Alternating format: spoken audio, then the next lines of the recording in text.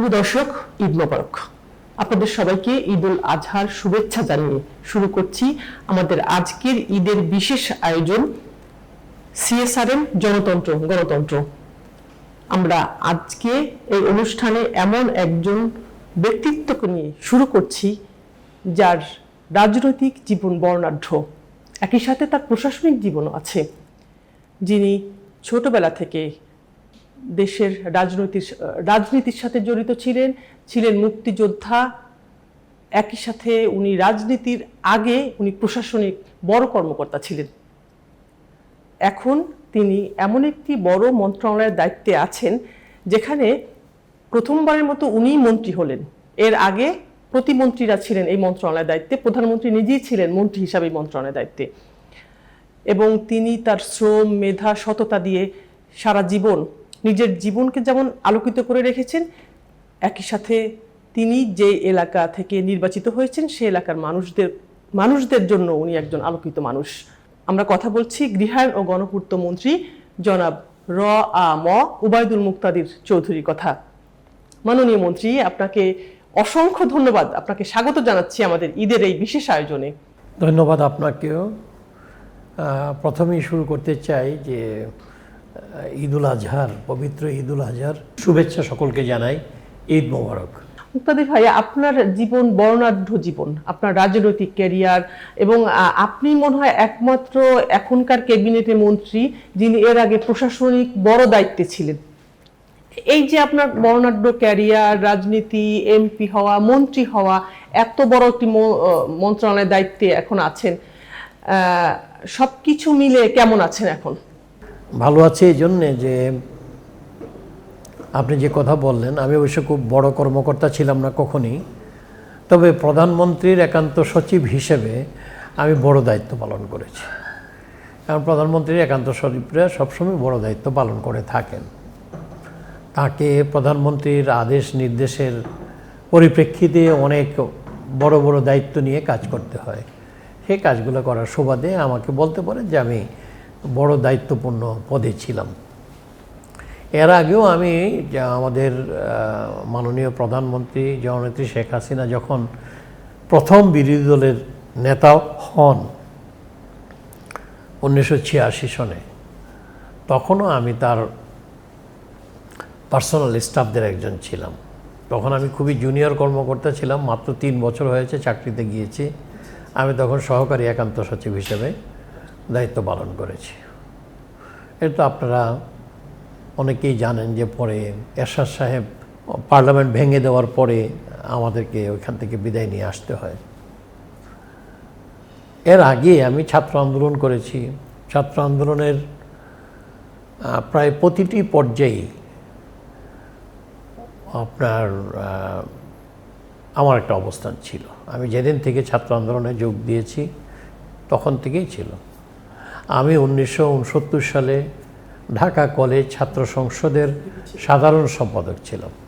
আমি 70 সালে যখন ছাত্রলীগের, পূর্ব পাকিস্তান ছাত্রলীগের যখন কাউন্সিল হয়, সেই কাউন্সিলে আমি নূরে আলম সিদ্দিকী, শাহজাহান সিরাজের যে কমিটি ছিল সেই কমিটিতে তখনকার যে পজিশনে সহ সম্পাদক পদে আমি নির্বাচিত হই। কারণ তখন এই যে joint secretary, assistant general secretary এইসব পদ ছিল না। জেনারেল সেক্রেটারির পরের পদগুলোই ছিল সহ সম্পাদকের। তো আমরা 7 জন সহ সম্পাদক ছিলাম, যার মধ্যে ইসমত কাদের গামা ছিলেন, আফম মাহবুল হক ছিলেন, শরীফ নুরুল আম্বিয়া ছিলেন, আমি ছিলাম, ইসমত কাদের গামা ছিলেন। এইভাবে আমরা 7 জন ছিলাম। তো ওই দিয়ে আমার কেন্দ্রীয় ছাত্র রাজনীতিতে আমার যাত্রা শুরু। এর আগে আমি ছাত্রলীগের সাধারণ সদস্য হিসেবে ছিলাম এবং ঢাকা কলেজে পড়ার সময় তো আপনি শুনলেন যে আমি ঢাকা কলেজ ছাত্র সংসদে এসেছি। তারপরে তো আমরা মুক্তিযুদ্ধে গেলাম। মুক্তিযুদ্ধ যাওয়ার আগে আমাদের যে স্বাধীন বাংলাদেশ গড়তে হবে সেটার প্রেক্ষাপট তৈরি করার জন্য বঙ্গবন্ধু যে সংগ্রামের সূচনা করেছিলেন, সেই সংগ্রামের আমি একজন কর্মী ছিলাম, একজন সাথী ছিলাম ছাত্রলীগের হিসেবে। নেতৃত্বের তখন তো প্রশ্ন ওঠে না কর্মী হিসাবে। যখন আমি কলেজ ছাত্র সংসদে আসলাম, আমি যখন পূর্ব পাকিস্তান ছাত্রলীগের সহ সম্পাদক হিসেবে কেন্দ্রীয় কমিটিতে স্থান পেলাম, তখন আমরা একটা স্থানে তো নেতৃত্বের একটা পর্যায়ে তো চলে আসলাম, কিন্তু মূল নেতা তো তখন হওয়ার মতো আমাদের অবকাশ ছিল না, কারণ আমাদের ইয়েদের অবস্থানগত কারণে। কারণ সাধারণত তখনকার দিনে ছাত্র আন্দোলনের নেতৃত্বে যারা দিতেন তারা ঢাকা বিশ্ববিদ্যালয়ের কেন্দ্রীয় ছাত্র সংসদের সাথে, অথবা বাংলাদেশ ছাত্রলীগের তখন তদানীন্তন পূর্ব পাকিস্তান ছাত্রলীগের কেন্দ্রীয় নেতৃত্বের বড় পর্যায়ে প্রেসিডেন্ট সেক্রেটারি, অথবা আপনি বলতে পারেন যে অন্যান্য ছাত্র সংগঠন যেগুলো ছিল, যেমন ছাত্র ইউনিয়নের কয়েকটা গ্রুপ ছিল, তাদের যে কেন্দ্রীয় প্রেসিডেন্ট সেক্রেটারি ওরাই তখন নেতৃত্ব দিত। আমাদের সময়ও আপনার যখন একেবারে স্বাধীনতা আন্দোলন কিন্তু শুরু হয়ে গিয়েছে, কিন্তু তখনও মুখে আমরা স্বাধীন বাংলাদেশের কথা উচ্চারণ করি, কিন্তু সেটা আমাদের পর্যায়ে পাবলিকলি উচ্চারণ করি না। পাবলিকলি উচ্চারণ আমরা শুরু করেছি 70 সালের নির্বাচনের সময়। কারণ 70 সালের নির্বাচনের সময় আমাদের উপরে একটা নির্দেশনা ছিল যে 6 দফার পক্ষে তোমরা জনমত গঠন করবা, এবং এই কথাটাও তোমরা বলবা যে 6 দফা যদি বাস্তবায়িত না হয় বা 6 দফার পথে যদি আমরা এগোতে না পারি, তাহলে আমাদের আর কোনো পথ খোলা থাকবে না, আমাদেরকে নিজেদের পথে চলতে হবে এবং 1 দফার নিয়ে আর চলতে হবে। সুতরাং ওই থেকে যে মুক্তিযুদ্ধের বা স্বাধীনতা সংগ্রামের একটা পর্যায়ে এটার সাথে আমরা যুক্ত হই, যেটা 1970 সালের নির্বাচনের পরে আরও ক্লিয়ার হয়ে যায় এবং বঙ্গবন্ধু যখন পাকিস্তানের সাধারণ নির্বাচনে পাকিস্তানের একচ্ছত্র নেতা হিসেবে আবির্ভূত হন, 300 সিটের মধ্যে 166টা সিট উনি পেয়ে সামনে চলে আসেন, এবং পূর্ব পাকিস্তান অ্যাসেম্বলির যে ছিল নির্বাচন ছিল, সেখানেও 9টা না 10টা সিট বাদে বাকি সব সিটে আওয়ামী লীগের প্রার্থীরা জিতেছিলেন। সুতরাং তখন কিন্তু আসলে প্রেক্ষাপটটা তৈরি হয়ে গিয়েছে। সুতরাং যখন পাকিস্তানি শাসক গোষ্ঠী বাংলাদেশের এই জনগণের মতামতকে উপেক্ষা করে এবং বঙ্গবন্ধুকে ক্ষমতা থেকে দূরে রেখে তারা যখন একটা পুরোপুরি, এমনিতেও তাদের শাসন ছিল স্বৈরতান্ত্রিক শাসন, সেটাকে পুরোপুরি একনায়কতান্ত্রিক এবং স্বৈরতান্ত্রিক শাসনে পরিণত করে বাংলাদেশের যে স্বার্থ সেটাকে উপেক্ষা করে পাকিস্তানের শাসন ক্ষমতাকে কুক্ষিগত করে একেবারে সামনে এগোনোর চেষ্টা করলো, তখন আমাদের যে প্রস্তুতিটা ছিল সেই প্রস্তুতির সূত্র ধরেই বঙ্গবন্ধু কিন্তু স্বাধীনতা সংগ্রামের পথে এগুতে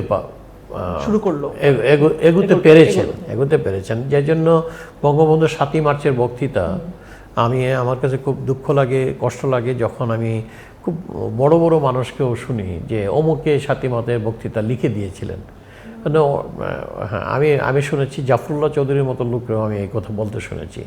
তো আমি শুধু এইটুকুই বললি, কার জাফরুল্লাহ চৌধুরী তখন বাংলাদেশে ছিলেন না, উনি তখন বোধহয় লন্ডনে ছিলেন আর কি, ওই যে ডাক্তার জাফরুল্লাহ চৌধুরী। হ্যাঁ, এনিওয়ে আমি ওনার সম্পর্কে কোনো কথা বলতে চাই না, কিন্তু উনি একটা অসত্য কথা বলেছেন যে ওনাকে জানানো হয়েছে যে লিখিত বঙ্গবন্ধুর ওই বক্তৃতাটা আপনি দেখেছেন, তো আপনি দেখেছেন, পুরো দেশবাসী দেখেছে, এখনো দেখছে, তাই না?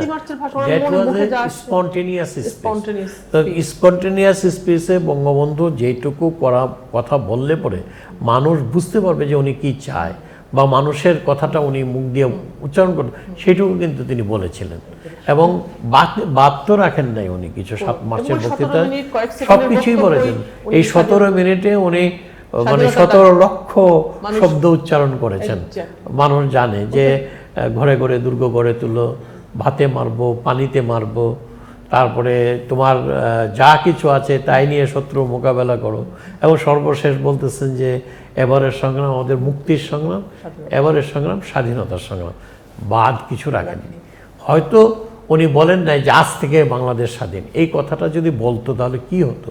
এই কথাটা কিন্তু তদানীন্তন সময়ে অনেক, এনিওয়ে আমার কথাই বলি, আমি অনেক দেশে কিন্তু উচ্চারণ হচ্ছিল, কিন্তু তারা কিন্তু টিকতে পারেনি, কারণ বিশ্ব জনমত তাদেরকে গ্রহণ করেনি, কারণ এটা অনেকটা সেসেশনের পর্যায়ে পড়ে যায়। আমরা তো সেসেশনিস্ট ছিলাম না, আমরা বিচ্ছিন্নতাবাদী ছিলাম না, আমরা আত্মনিয়ন্ত্রণ অধিকারের পক্ষে ছিলাম। আমরা ছিলাম আমাদের স্বাধীন সত্তাকে বিকশিত করে সামনে পথ চলার পক্ষে। সুতরাং আমাদের আর নাইজেরিয়ার বায়োফ্রার কথা অথবা রোডেশিয়ার ইউনিল্যাটারাল ডিক্লারেশন অফ ইন্ডিপেন্ডেন্স, তার সাথে অনেক পার্থক্য ছিল। সুতরাং এইভাবে আর কি দেখি। তো আমরা এটাতে মুক্তি সংগ্রামে অংশগ্রহণ করেছি। মুক্তি সংগ্রামের পরে আমি আবার ছাত্রত্বে ফিরে আসছি। মানে যুদ্ধের পরে, যুদ্ধে আমি আহত হয়েছি এবং তারপরে আমি আবার ফিরে এসেছি। ফিরে এসে আবার ছাত্র আন্দোলনে শুরু করলাম। যেহেতু ছাত্র আন্দোলনের সামনের কাতারে ছিলাম, সুতরাং তখন নেত্রীর পাশে থাকাটার একটা গুরুত্ব ছিল। তাকে নেতৃত্ব বামপন্থীদের দ্বারা আক্রান্ত হয়েছেন, তথাকথিত বামপন্থী, আবার ডানপন্থীদের দ্বারা আক্রান্ত হয়েছেন আওয়ামী লীগের অভ্যন্তরের। দুইটাই আওয়ামী লীগের ছিল। দুই পক্ষ থেকেই কিন্তু তিনি আঘাত পেয়েছেন। আওয়ামী লীগকে ভাঙার চেষ্টা হয়েছে বারবার। তারপরে এক সময়ে নেত্রীর দোয়া নিয়ে, আশীর্বাদ নিয়ে আমার কিছুটা পারিবারিক প্রয়োজনও ছিল। আমি বিয়ে করে ফেলেছিলাম। সুতরাং আমি মনে করেছি যে তখন আমার সংসার আমারই লালন পালন করা উচিত। এবং আমার স্ত্রী তখন একটা কলেজে শিক্ষকতা শুরু করলেন। আমিও তখন জীবিকার প্রয়োজনে আমি সরকারি চাকরিতে যোগ দিলাম। আপনারা জানেন যে আমি বিসিএস দিয়ে আমি কাডার সার্ভিসে যোগ দিই। তখন নেত্রী কিন্তু আমার এটা পছন্দ করেছিলেন এবং তিনি সমর্থন করেছিলেন আমাকে। বলছে যে সব জায়গায় আমাদের আদর্শের লোকেরা থাকা উচিত, সেই হিসেবে আমি ছিলাম। এবং আমি যখন বললাম না যে 3 বছরের মাথায় এসে ওনার সাথে আবার কাজ করলাম এবং দীর্ঘদিন ছিলাম।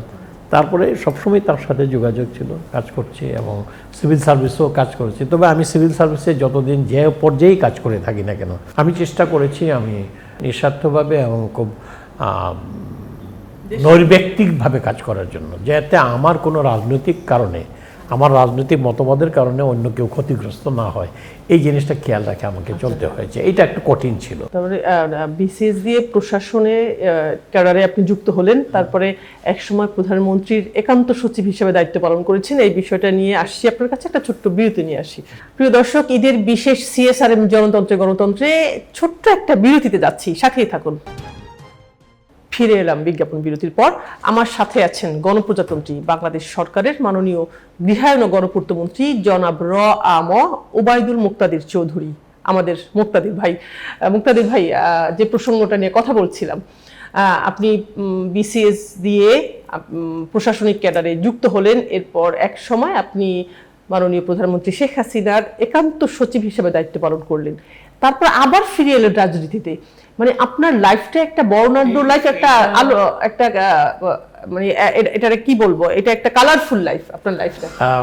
কালারফুল কিনা যায় না, তবে আমি রাজনীতিতে ফিরে আসার তো আমার সবসময় একটা চিন্তা ছিল। আমরা যারা একসময় রাজনীতি সচেতন ছিলাম বা রাজনীতির সাথে সম্পর্ক ছিল, আমি এইটুকু বলতে পারি যতদিন চাকরি করেছি আমি নিষ্ঠার সাথে কাজ করেছি। কত বছর ছিলেন? আমি 23 বছর 7 মাস, যে জন্য আমি পাইনি, যে পেনশন পাইনি। 25 বছর না হলে পেনশন পাই না। হ্যাঁ, তো আপনার 23 বছর 7 মাস চাকরি করেছি, খুবই নিষ্ঠার সাথে চাকরি করার। আপনার মনে হয় না যে আর কয়েক মাস, আর 17 মাস করলেই তো আপনি পেনশন পেতেন? এই 23 বছর 7 মাসে কোনো পদোন্নতিও আমাদের হয়নি।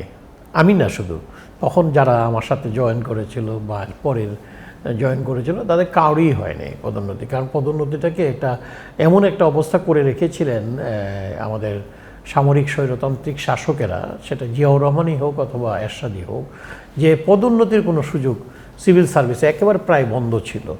সেই অবস্থা থেকে বেরিয়ে আসাটা খুবই কষ্টকর ছিল। আপনি কি মনে করে বেরিয়ে আসলেন? বেরিয়ে আসলাম যে আপনি জানেন যে প্রথমত হলো যে এরশাদ সাহেবের যে শাসন, এই শাসনটা একটি স্বৈরতান্ত্রিক শাসন ছিল। এইটাকে এরপরে উনি 88 সালে এসে এমন একটা কাজ করলেন, নির্বাচনের নামে একটা প্রহসন যাকে বলা যায়। আমার এতটুকু মনে আছে যে 5% ভোটারও উপস্থিত হয়নি, উনি একটা সংসদ নির্বাচন করে ফেলেন এবং সকল বিরোধী দল, আওয়ামী লীগ, বিএনপি বা অন্যান্য যারা ছিল, জাতীয় পার্টি ছাড়া আর কেউ ইলেকশনে অংশগ্রহণ করেনি। এবং যেটুকু অংশগ্রহণ করেছিল সেখানেও উনি বঙ্গবন্ধুর খুনিদেরকে এনে নির্বাচিত করেছিলেন। তখন যে আন্দোলনটা হয়েছে সেখানে জনতার আন্দোলনের এই সাথে আমরা যারা সিভিল সার্ভিসে ছিলাম তারাও এক পর্যায়ে অংশগ্রহণ করতে বাধ্য হই এই অর্থে যে এমন একটি অনৈতিক সরকারকে তো কিছুতেই সমর্থন দেওয়া যায় না। আমরা তো দেশপ্রেমিক শক্তি, আমরা প্রজাতন্ত্রের কর্মকর্তা মানে তো এই নয় যে আমরা যে সরকারের চাকর, আমরা জনগণের খেদমত করি, জনগণের চাকর সেবক, সুতরাং আমরা এটা বিদ্রোহ করেছিলাম। এটা আমাদের তরুণ বন্ধুদের মধ্যে এই চিন্তাটা ছিল, চেতনাটা ছিল, যাদের অধিকাংশই হলো মুক্তিযোদ্ধা। এবং মুক্তিযুদ্ধের চেতনা আমাদের ভিতরে কাজ করাতে আমরা এরশাদের এই স্বৈরতান্ত্রিক সরকারকে মেনে নিতে পারিনি। এরপরে আসলো খালেদা জিয়ার সরকার, সেখানেও আপনার একটা প্রহসনের নির্বাচনের আয়োজন করলো, এবং এইটার যে একটা অনৈতিক সরকার ছিল যেটা আমরা সমর্থন করতে পারিনি। এবং শুধু আমরা আমাদের আন্দোলনের চাপে পরবর্তীকালে যারা সিনিয়র ব্যুরোক্র্যাটরা ছিলেন তারাও শেষ পর্যন্ত আমাদের সাথে একাত্মতা হয়েছে। সুতরাং আমি একটু বলি আমাকে কেন রাজনীতি ফিরে আসলো। এই অবস্থার মধ্যে দিয়েও আমরা মনে করেছিলাম যে আমরা রাজনীতিতে, আমরা চাকরিতেই থাকবো, এবং আমরা খুব শান্তশিষ্টভাবেই চাকরি করতেছিলাম। কিন্তু পরবর্তী যে সরকারটা আসলো 2001 সালে, আমাদেরকে আপনি জানেন যে আওয়ামী লীগকে খুবই সূক্ষ্মভাবে কারচুপি করে হারিয়ে দেওয়া হয়েছিল, এবং এর নেতৃত্ব দিয়েছিলেন জাস্টিস লতিফুর রহমান, যিনি তথাকথিত মানে তত্ত্বাবধায়ক সরকারের প্রধান ছিলেন।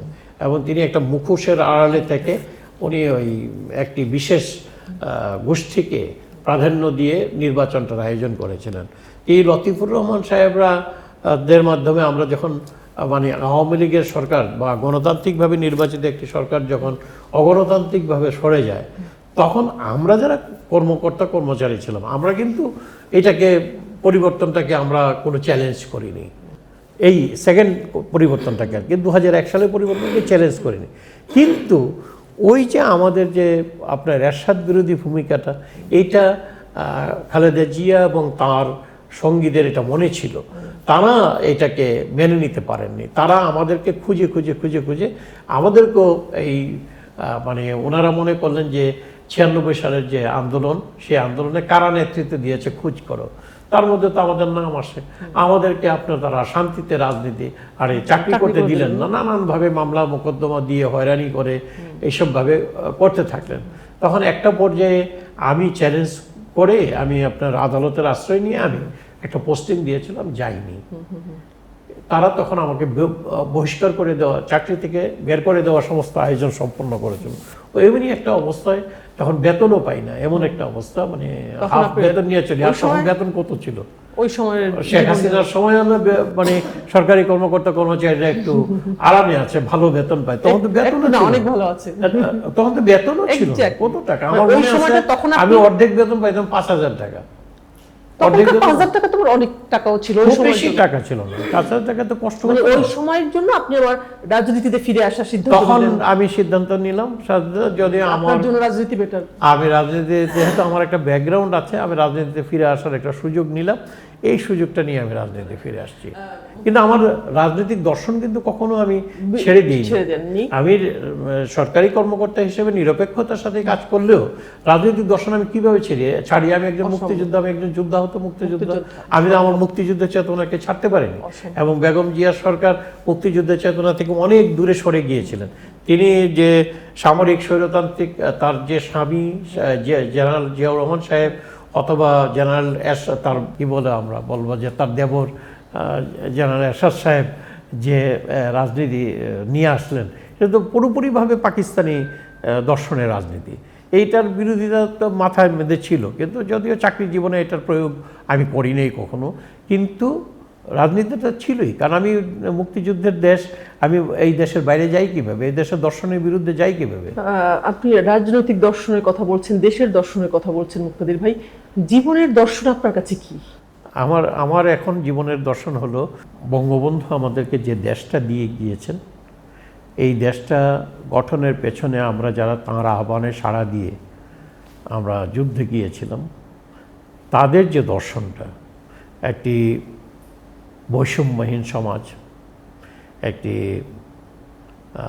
ধর্মনিরপেক্ষ উন্নত সমাজ, একটি বাঙালিদের একটি উন্নত জীবনের লক্ষ্যে পরিচালিত করা একটি দারিদ্র্যমুক্ত ক্ষুধামুক্ত দেশ, এটা হলো আমাদের সামগ্রিক একটা দর্শন। আর ব্যক্তিগত জীবনে আমার দর্শন হলো যে আমি যতটুকু পারি সম্ভব এই দেশপ্রেমটাকে সম্বল করে দেশের জন্য কাজ করে যাওয়া।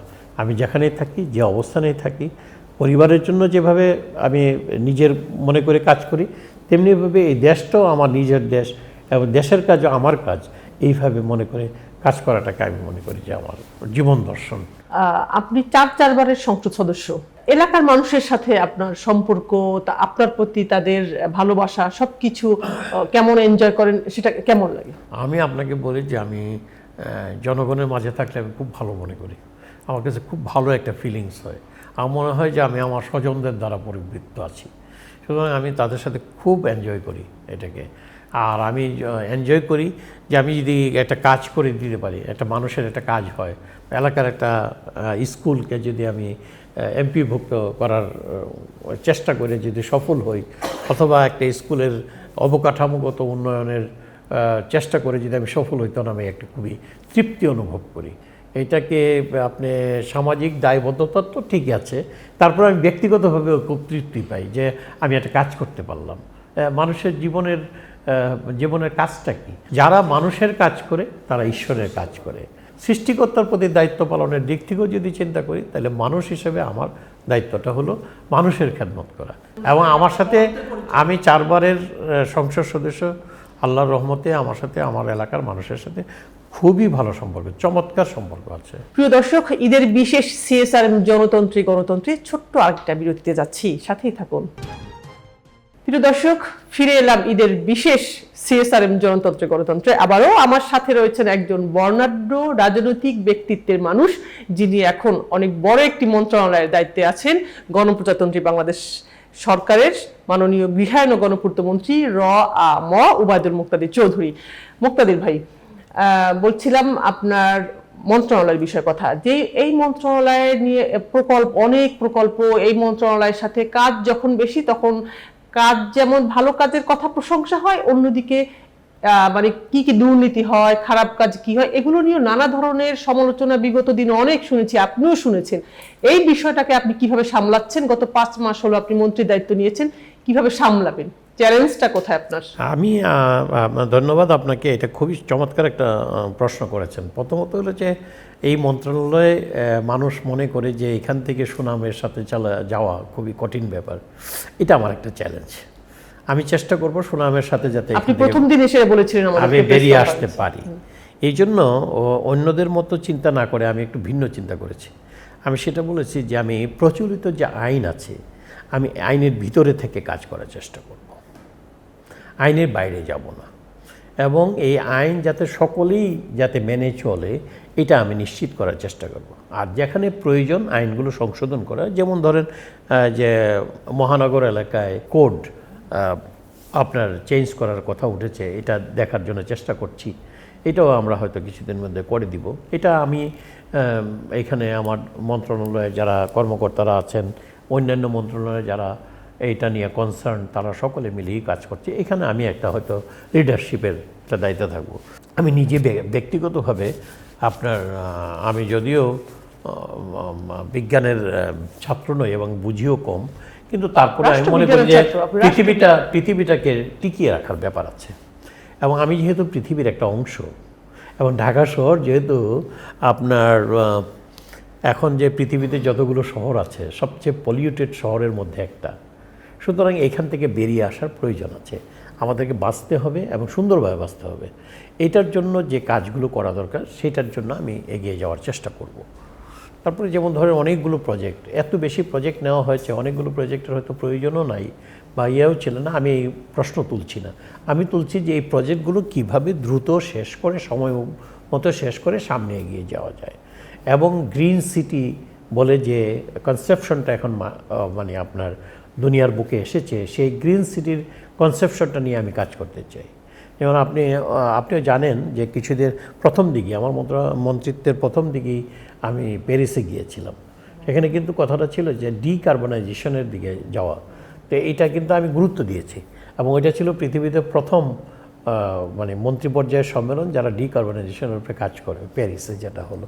আমি সেখানে স্বাক্ষর করে এসেছি, আমার সরকারের সম্মতি নিয়ে স্বাক্ষর করেছে, এবং আমরা কার্বনাইজেশনটা যত কম হয়, কার্বন নিঃসরণ যত কম হয় সেটা, এবং একটা জিরো পর্যায়ে নিয়ে আসার জন্য চেষ্টা করব। জিরো পর্যায়ে আনা যাবে কিনা যায় না, কিন্তু চেষ্টা তো করব। যে জন্য আমরা আপনার এই যে আপনার উড বার্নিং বা বার্নিং, যে আগুন দিয়ে যে আপনার ইট করা হয়, এইটার বিরুদ্ধে আমাদের অবস্থান। ব্লক ইটের দিকে ব্লক ইট বা অন্যান্য যে ইটগুলো যেগুলোতে আপনার হয় না, পলিউশন কম হয় বা আপনার এই যে কার্বন নিঃসরণ কম হয়, সেটার দিকে আমরা যাব। এইগুলোকে আমি চ্যালেঞ্জ হিসেবে নিচ্ছি। আর ঢাকা শহর এখন আপনার প্রায় বসবাসের অনুপযোগী হয়ে পড়েছে, এত কনজেস্টেড হয়ে গেছে। সুতরাং এটাকে ছড়িয়ে ছিটিয়ে দেওয়ার আরও স্যাটেলাইট টাউনশিপ, পৃথিবীর সব বড় বড় রাজধানীতেই আপনার স্যাটেলাইট টাউনশিপ আছে, এখানেও স্যাটেলাইট টাউনশিপ আরও মাননীয় প্রধানমন্ত্রী চান যে অন্তপক্ষে 4টা হোক। তা আমরা এই 4টা স্যাটেলাইট, আমার টেনিউরে আমি চেষ্টা করবো এই 4টা স্যাটেলাইট টাউনশিপ করতে। মাননীয় প্রধানমন্ত্রী আমাকে ব্যক্তিগতভাবে উনি নির্দেশনা দিয়েছেন, এবং এটা আপনি জানেন সরকারের, আমাদের সরকারের এখন এটা একটা প্লেজ বা প্রতিশ্রুতিও হয়ে গিয়েছে যে আমরা একেবারে নিম্ন আয়ের মানুষদের জন্য আধুনিক সুযোগ সুবিধা সম্পন্ন আমরা অ্যাপার্টমেন্ট করে দেব, এবং সেটার জন্য আমরা চেষ্টা করছি। আমি কিছুদিনের মধ্যেই কুড়িল বস্তিতে যাব, যে ওইখানকার অবস্থাটা দেখব। তারপর আপনারা জানেন দত্তপাড়া আছে, এটা। তারপরে আপনার বাংলাদেশ আর ঢাকার বাইরে যে সমস্ত ডেভেলপমেন্ট অথরিটিগুলো আছে, সেগুলো যাতে সক্রিয় হয়, এগুলো যাতে ভালো কাজ করে, সুন্দর কাজ করে, সেটার জন্য চেষ্টা করব। আপনার সরকারের দুর্নীতিতে জিরো টলারেন্স গত 15 বছর, মানে 3 মেয়াদ ছিল, এখনো আপনার সরকার প্রধান থেকে শুরু করে আপনার মন্ত্রীরা বারবারই বলছেন যে সরকারের দুর্নীতিতে জিরো টলারেন্স। সম্প্রতি আমরা একটা ঘটনা দেখছি যে সাবেক আইজিপি একটা দুর্নীতির খবর আসছিল যখন চাকরিতে ছিলেন, সেখানেও দেখছি সরকার জিরো টলারেন্স দেখাচ্ছে, ওনার বিচার হচ্ছে দুদকে, হাইকোর্টে, সব জায়গায়, আইন শৃঙ্খলা বাহিনী। মুক্তাদিবের প্রশ্নটা হলো যে আপনি তো সিভিল সার্ভিসে ছিলেন, আপনি এখন রাজনীতির সাথে সক্রিয় মানুষ। সাধারণ মানুষ মনে করে যে আসলে সকল ক্ষমতার উৎস সরকার, সকল ক্ষমতার উৎস রাজনৈতিক ব্যক্তিত্বরা, সকল ক্ষমতার উৎস যেই সরকার যখন ক্ষমতা থাকে সেই প্রশাসন। আপনি তো সব ক্ষমতা নিয়ে আসছেন, এই বিষয়টাকে আপনি কিভাবে বলবেন? এটা চমৎকার কথা বলেছেন আপনি।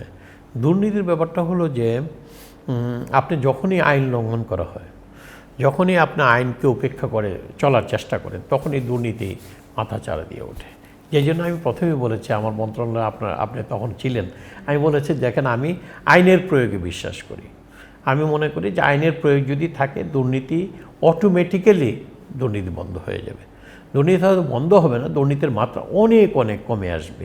দুর্নীতি কমিয়ে আনা, দুর্নীতিকে একটা টলারেন্ট পর্যায়ে নিয়ে আসা, সেটা পৃথিবীর সব দেশে দুর্নীতি আছে, সব কালে ছিল, সব ধর্মের সময়েই ছিল।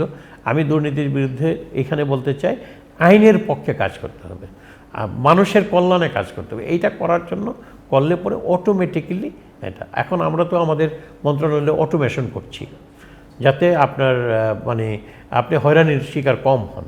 অটোমেশনটা যদি কমপ্লিট হয়ে যায়, ওর আরও হবে। আমার মন্ত্রণালয় এখনও বোধহয় আমরা পুরোপুরি আমরা শুরুই করেছি মাত্র। ইনশাল্লাহ আমি চেষ্টা করবো এটাকে পুরোপুরি অটোমেশনের দিকে নিয়ে যেতে।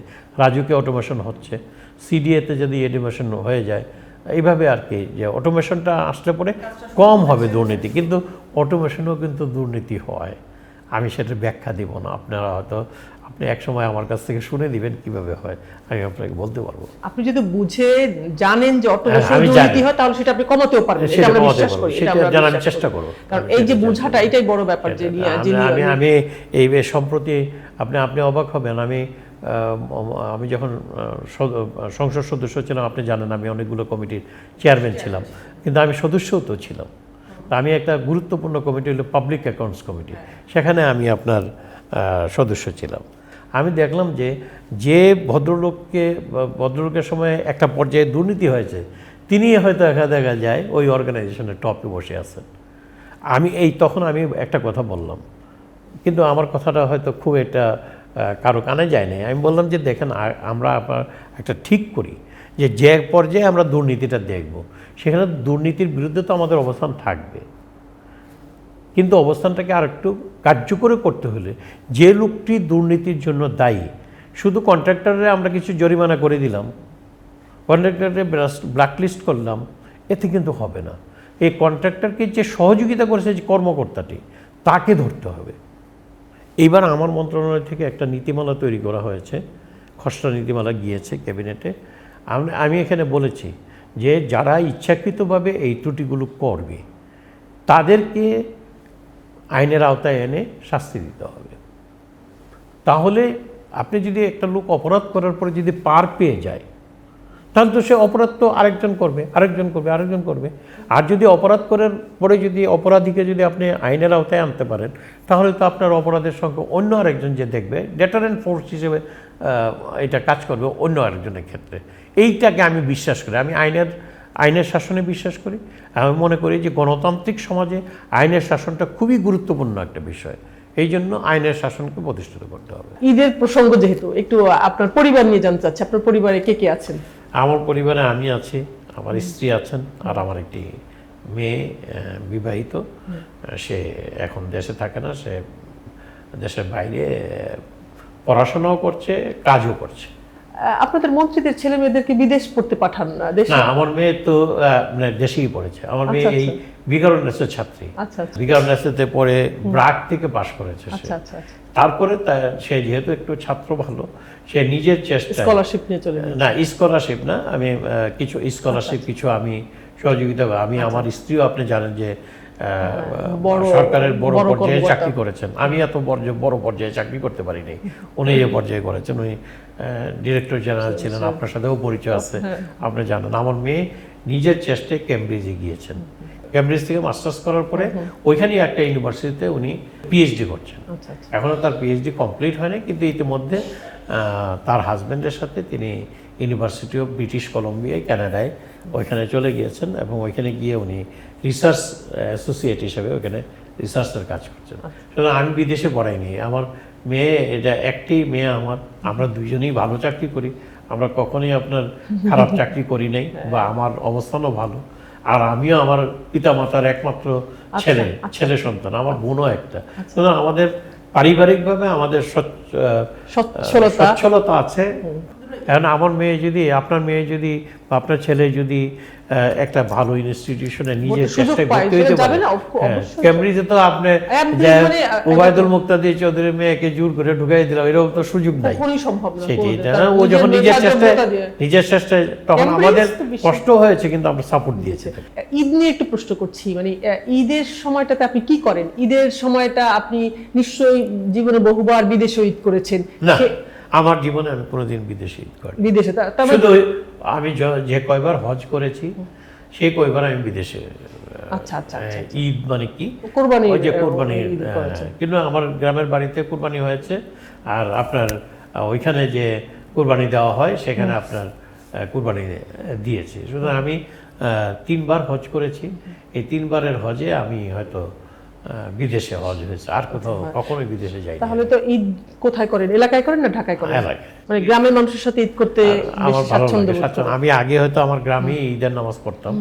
আমি এমপি হওয়ার পরে জনগণের সাথে আরো বৃহত্তর জনগোষ্ঠীর সাথে মেলামেশার সুযোগ নেওয়ার জন্য আমি যে আমাদের জেলা ঈদগাহ আছে সেখানে যাই। সেখানে গেলে দেখা সাক্ষাৎ হয় মানুষের সাথে, তারপরে একটু কথা বলার সুযোগ পাই, এই আর কি। আমি খুব স্বাচ্ছন্দ্য বোধ করি, এবং ঈদের সময় আমিও যেমন অন্যদের কাছে যাই, তারাও আমার কাছে আসে। এই যে মেলামেশা, এটা আমার কাছে ভালো লাগে। মুক্তাদির ভাই, সাধারণ মানুষের মন্ত্রীদের জীবন সম্পর্কে একটা আগ্রহ থাকে। মন্ত্রীরা কেমন জীবন যাপন করে, তারা কি খাওয়া দাওয়া করে, তাদের অনেক টাকা পয়সা, মানুষের ভাবনা, মন্ত্রী এত দেশের টাকা দিয়ে চলে, এমন একটা কথা, এটা নিশ্চয়ই আপনিও জানেন। মানুষের এই ধারণাগুলো কেন হয় আসলে? আপনি এটা আমি জানি না, এটা হয়তো অনেক মানুষ, অনেক মন্ত্রী মহোদয়ের কথা আমি তো অন্যদের ব্যাপারে কিছু বলতে পারি না। আমার ব্যাপারে আমি বলতে পারি, আমি তো শুটকি খাই। আমাদের এলাকাটা হলো শুটকি বেল্ট, আপনি জানেন তো, চিটাগং থেকে নেত্রকোনা পর্যন্ত হলো শুটকি বেল্ট। তা আমরা শুটকি খাই, আমি আমার শুটকি খাই, আমার তো আমার জনগণও শুটকি খায়, আমার এলাকার জনগণও শুটকি খায়। সুতরাং আমাদের স্পেশাল কিছু নাই।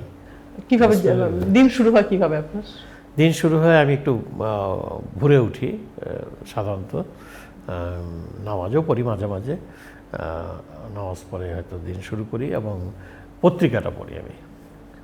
আমি টেলিভিশন দেখি, আমার কাছে খুব ভালো লাগে টেলিভিশনে খবরাখবর দেখতে। এটা আমার একটা প্যাশন বলতে পারেন। আর পত্রিকা পড়াটা একেবারে ঘুম থেকে উঠেই পত্রিকা পড়লে আমার কাছে ভালো লাগে। জীবন তো মোটামুটি একাই, সন্তান যেহেতু এক সন্তান বিদেশ থাকে, স্ত্রীও চাকরি করছে, so এই জীবনটা কেমন এনজয় করেছেন সারা জীবন, নিজের জীবনটা কি? ভালো। ওই যে আপনার নির্যাতনের সময়টা বাদে, নির্যাতন তার এনজয় করতে পারি তাই। জেলে যখন গেছে এটা কি এনজয় করা যায়? জিয়া রহমান সাহেবের আমলে জেল খেটেছি, তারপরে 111-এর গভর্নমেন্টের সময় জেল কেটেছি, কারাগারে ছিলাম প্রায় বছর খানেক বোধহয়, আর জিয়া রহমান সাহেবের আমলে 2 বছর জেলে ছিলাম ইত্যাদি কারণে। তারপরে এহিয়া খান সাহেবের সময়ও বোধহয় 2 মাস না 3 মাস আমি জেলে ছিলাম। তো এইভাবে তো আপনার জীবন কেটে যায়। জীবন তো হলো একটা প্রবাহমান মানে নদীর স্রোতের মতো, এটা কেটে যায়, কাটতেই হবে। এবং আপনার চ্যালেঞ্জ আসবে, মানুষের জীবনই তো, মানুষের জীবনে উত্থান আছে, পতন আছে। এই উত্থান পতনকে মোকাবেলা করেই মানুষের চলতে হয়, এবং মানুষ যে মোকাবেলা করে ধৈর্য ধরে আগে এগোতে পারবে। আমাদের কোরআন শরীফও আছে যে ইন্নাল্লাহ মা আস-সাবিরিন, যে ধৈর্যশীল মানুষের সাথে আল্লাহ সহায়তা করে। তা আমি আমার জীবনে আমি ধৈর্য হারা হয়নি কখনো, এবং আমি কখনো আশাহত হয়নি। আমি মনে করি যে আমি সবসময়ই যেহেতু মানুষের কল্যাণের চিন্তা করি, মানুষের কল্যাণে কাজ করার জন্য চেষ্টা করি, সুতরাং আমি সবসময় বিশ্বাস করি যে আমার সৃষ্টিকর্তা আমাকে সহায়তা করবেন, সাহায্য করবেন। এবং এই দর্শনটাকে নিয়েই আমি সামনে যাই। আমি satisfied, I M A satisfied person বলতে পারেন। খুবই সন্তুষ্ট একজন মানুষ। আর একটা দেশের স্বাধীনতা সংগ্রামের সাথে যুক্ত হওয়া, এর চেয়ে আপনার সৌভাগ্যের আর কি হতে পারে? একটি অন্যরকম জীবনযাপন, এই রাষ্ট্রীয় জীবনযাপনটা বা সরকারি জীবনযাপনটা একটু তো ঝামেলা, একটু তো কষ্ট হবেই। আমি ইচ্ছা মতো তো চলতে পারি না। আমি ইচ্ছা করলেই এখন ব্রাউনবাড়িয়া চলে যেতে পারবো না। হ্যাঁ, আমার কাজ আছে। একটা হোটেল রেস্টুরেন্টে খেতে যেতে পারবেন, আগে নিশ্চয়ই যেতেন। হ্যাঁ, না যেতাম। এখন তো যেতে পারেন? এখনো যাই, খুব কম যাই। আমি রেস্টুরেন্টে খাই না, খুব কম। আমার স্ত্রী মাঝে মাঝে উনি রেস্টুরেন্টে খেতে ওনার বন্ধু বান্ধবদের নিয়ে উনি পছন্দ করেন। আমি খুব একটা এনজয় করি না। আমি ঘরের খাবার খেতে আমার কাছে খুব পছন্দ হয়। অসংখ্য অসংখ্য ধন্যবাদ মাননীয় গৃহ গণপূর্ত মন্ত্রী জনাব ওবায়দুল মুক্তাদির চৌধুরী, আপনি আমাদের সময় দিয়েছেন ঈদের এই বিশেষ আয়োজনে। আপনি প্রতি আমাদের কৃতজ্ঞতা। আপনার মাধ্যমে আমি এই নিউজ 24-এর মাধ্যমে, নিউজ 24 কর্তৃপক্ষের সাথে কিন্তু আমার ভালো জানাশোনা আছে। আমি আপনারা জানেন যে ওনারাও ব্রাহ্মণবাড়িয়ার মানুষ, সেই সুবাদে আমার একটা আলাদা একটা আনভিরের সাথেও আমার ভালো সম্পর্ক আছে। তো আপনার এই নিউজ 24-এর মাধ্যমে আমি আমার নির্বাচনী এলাকার যারা জনগণ আছেন তাদেরকে, আমার ব্রাহ্মণবাড়িয়া জেলার সর্বসাধারণকে এবং সারা দেশের মানুষ যারা আমাকে চিনেন বা অথবা না চিনেন তাদের সকলকে আমি ঈদুল আজহার শুভেচ্ছা জানাই। তাদের সকলকে আমি ঈদ মুবারক জানাই। সুখে থাকুন, ভালো থাকুন আপনারা, এবং আপনারা যারা হজে গিয়েছেন তাদের হজের আল্লাহ যেন কবুল করে, তাদের হজ যেন সফল হয়, সেই জন্য আমি প্রার্থনা করি। আপনাকে ধন্যবাদ, অশেষ ধন্যবাদ নিউজ 24। আপনাকে অসংখ্য ধন্যবাদ, অসংখ্য ধন্যবাদ মাননীয় মন্ত্রী। প্রিয় দর্শক, আপনাদেরকেও অসংখ্য ধন্যবাদ জানিয়ে ঈদের এই বিশেষ সিএসআর জনতন্ত্র গণতন্ত্র আজকের মতো এখানেই শেষ করছি। আপনারা ভীষণ ভালো থাকবেন, সবাই মিলে ঈদ উদযাপন করবেন, পরিবারের সবাইকে সময় দিবেন, সবাই ভালো থাকবেন।